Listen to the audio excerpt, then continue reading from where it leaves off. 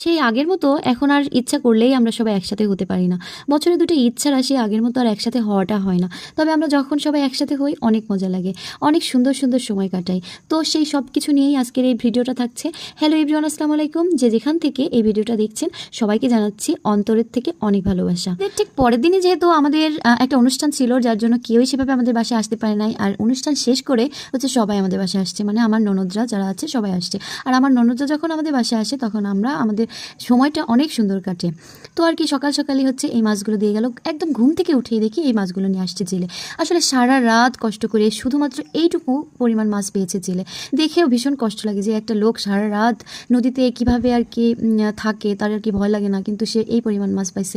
যাই হোক, তার মানে মোট মাছটাই ছিল এটা নিয়ে আসছে। তো এই মাছ আসলে লাখ টাকা হলেও অনেক সময় মেলানো যায় না। আমাদের বাসায় যেহেতু সে নিয়মিত এই মাছগুলো নিয়ে আসে, আমরাই রাখি, সেই জন্য আর অন্য কোথাও না নিয়ে আমাদের এখানেই নিয়ে আসছে। আর আমাদেরও যেহেতু দরকার, কারণ আমাদের বাসায় যেহেতু সবাই আসছে, তো আমি আর কি রান্না শেষ করে মাছগুলো কাটতে বসে গেছি।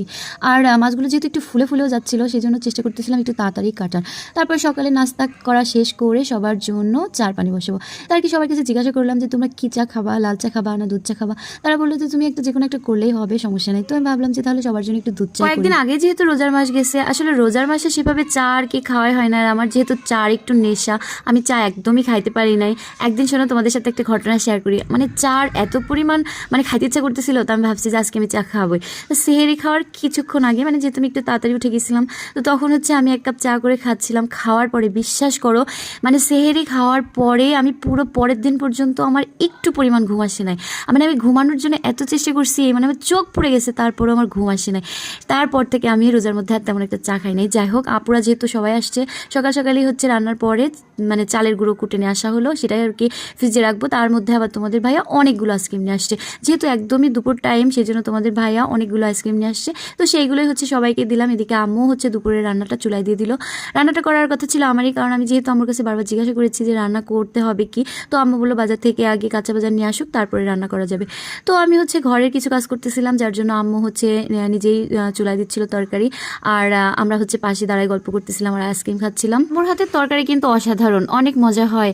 আর এখানে কি হচ্ছিল জানো, এখানে হচ্ছে আমরা আইসক্রিম খাচ্ছিলাম আর গল্প করতেছিলাম, ওদিকে আম্মুর হচ্ছে মাছ দেওয়া হয়ে গেছিলো। ভিডিও করতে পারছিলাম না, তো আম্মুর সাথে একটু ফাজলামি করতেছিলাম, আপনি আবার আরেকটু মাছ দেন। তো এটা নিয়ে হচ্ছে ফাজলামি করতেছিলাম। এই যে অবশেষে আমার মাছের তরকারিটা হয়ে গেল।